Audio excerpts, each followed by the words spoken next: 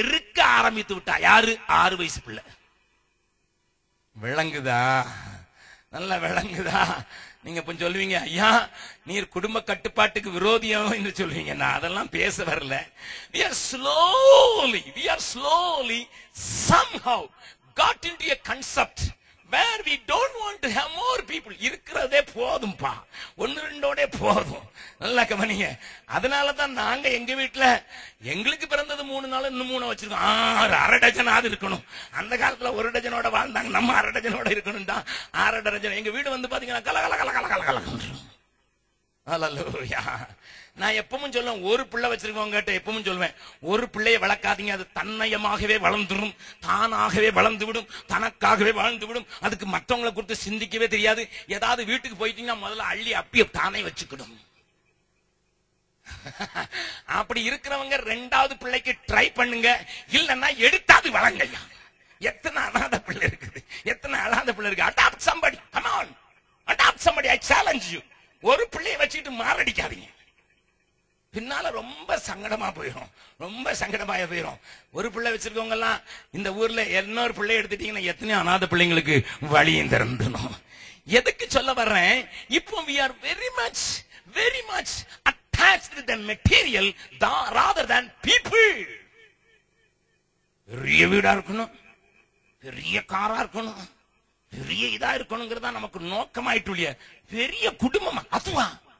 யாருக்காவது 3 பிள்ளை ஆயிட்டா family planning பண்ணிக்கிட்டீங்களா?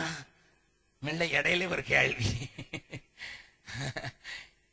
See, our present world has pushed us to that level. நம்முடைய இன்றைய உலகம் நம்மள அப்படி தள்ளி ஒரு பக்கத்துல நம்ம மனிதர்களை சுத்தி மனிதர்களுடைய எண்ணங்களை குறித்து மனிதனுடைய காரியங்களை குறித்து யோசிக்க கூடாதவர்களாக ஏதோ ஒரு உரையில சத்துரு ஒரு பாசிவ் அட்டாக் என்று நான் சொல்வேன். அதை எப்பொழுதும் அப்படியாக கொஞ்சம் கொஞ்சமாக நம்ம அட்டாக் பண்ண ஆரம்பித்து விட்டான். கவனியுங்கள் அருமையானவர்களே, நான் சொல்ல வருகிறதை கவனியுங்கள். நாம் பொருட்களை, ஸ்டேட்டஸை, பிரஸ்டீஜை, வசதிகளை மையமாக கொண்ட வாழ்க்கையை அமைத்துக் கொள்ளவும் நம்முடைய பிள்ளைகளுக்கும் அதையே கற்றுக் கொடுக்கவும் எப்படியோ பழக்கப்பட்டு விட்டோம். இதை வேதத்தின் கோணத்தில் சொல்ல முடியாது, உலக வழக்கத்தின் படியே. நல்ல கவனிங்க, நல்ல கவனிங்க.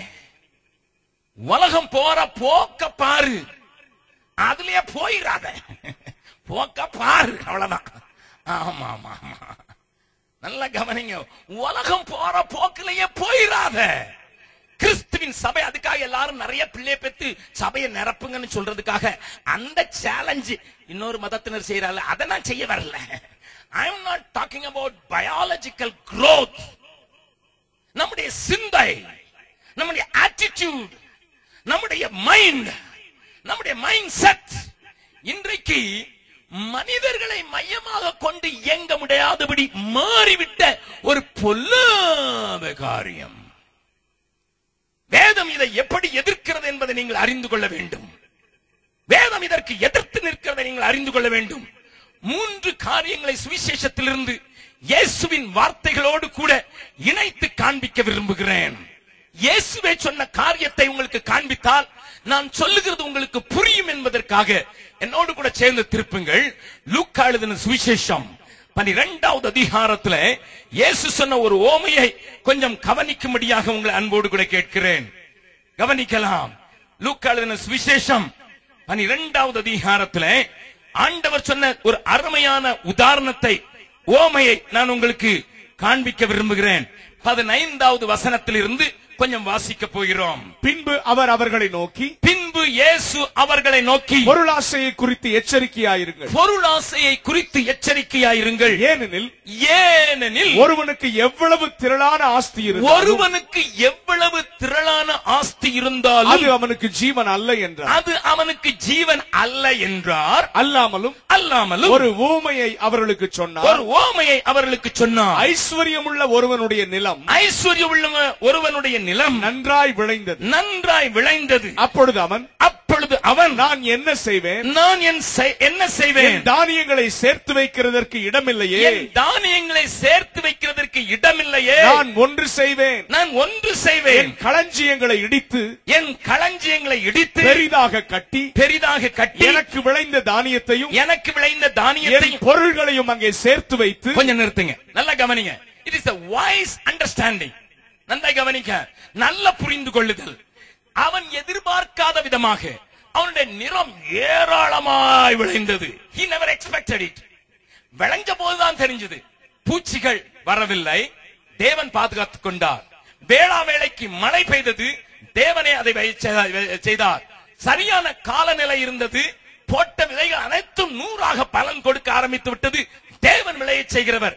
எல்லாவற்றையும் செய்து முடித்த போதுதான், ஐயோ இவ்வளவு விளையும் நான் எதிர்பார்க்கல. நான் என்ன செய்ய வேண்டும், நான் உட்கார்ந்து பிளான் பண்ண வேண்டும். எனக்கு வருகிற வருமானத்தை குறித்து பிளான் பண்ண வேண்டும். நான் எதிர்பார்க்காத வருமானம், நான் நினைத்து பார்க்காத ஒரு அறுவடை. ஆகையினால் ஒன்று செய்வேன், என் பண்டக சாலையை இடிப்பேன், பெரிதாக்குவேன், சேர்த்து வைப்பேன். Nothing wrong in it. இது தவறல்ல. சேதம் செய்ய கூடாதபடி அதை பாதுகாக்க வேண்டும், அறுவடையை தக்க வைத்துக் கொள்ள வேண்டும் என்பதில் கருசனையாயிருக்கிற ஒரு நல்ல மனிதனை போல காட்சி அளிக்கிறான். அருமையான தேவனுடைய பிள்ளைகளே, நல்ல கவனிங்க. அதற்கு அடுத்த வசனத்துல தான் கோட்டை விட்டுட்டான். வாசிக்கலாம் அடுத்த வசனத்தை. பின்பு ஆத்துமாவே, என்ன ஆத்மாவே, உனக்காக அநேக வருஷங்களுக்கு. எத்தனை வருஷம்? அநேக.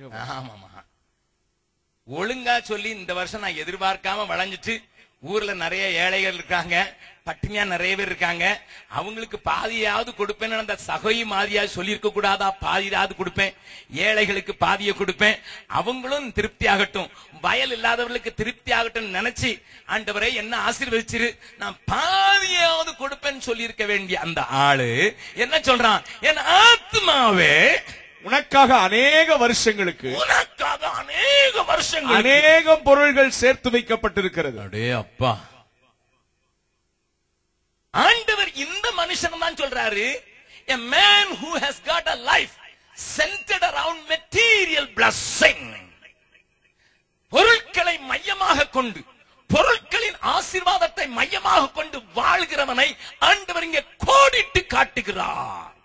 இவனுக்கு ஜனத்தை குறித்து கவலை இல்லை, அழிகிறவர்களை குறித்து கவலை இல்லை, தாகத்தில் இருக்கிறவர்களை குறித்து கவலை இல்லை, பசியா இருக்கிறவர்களை குறித்து கவலை இல்லை, வேதனையோடு கூட இருப்பவர்களை குறித்து கவலை இல்லை.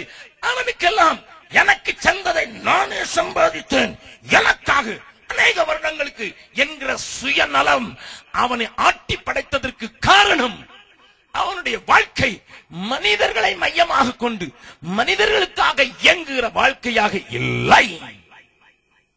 தேவ ஜனமே, இதற்காகத்தான் நான் சொன்னேன். என்ன சொன்னேன்? பிள்ளைகள் குறையா இருந்தா அது நிறைய பாகம் பிரிக்காம அதிலேயே அடைஞ்சிக்கலாம். வேற வெரி பர்டிகுலர் அபவுட் இட். அன்னைக்கு அப்படி இல்லை, இன்னைக்கு மாறிடுச்சு. உலகத்தினுடைய சிந்தை நமக்குள்ளே வந்து விட்டது.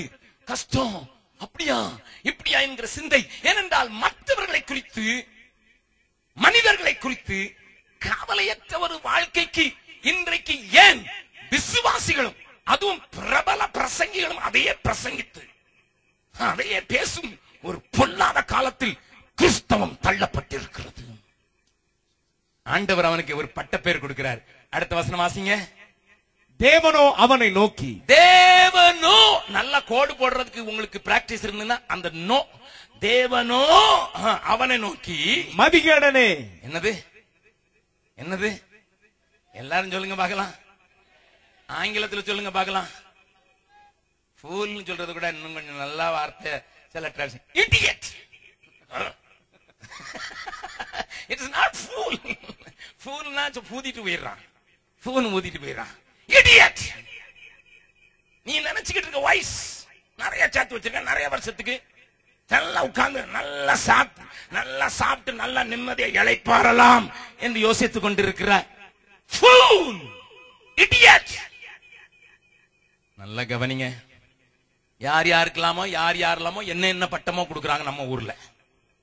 அந்த வியாதி சபையையும் பிடிச்சுக்கிடுச்சு, அதனாலதான் எல்லாரும் ரைட் லெப்ட் எல்லாம் போட ஆரம்பிச்சிட்டாங்க. வேற ஒண்ணும் பாக்கி இல்லை இனிமே.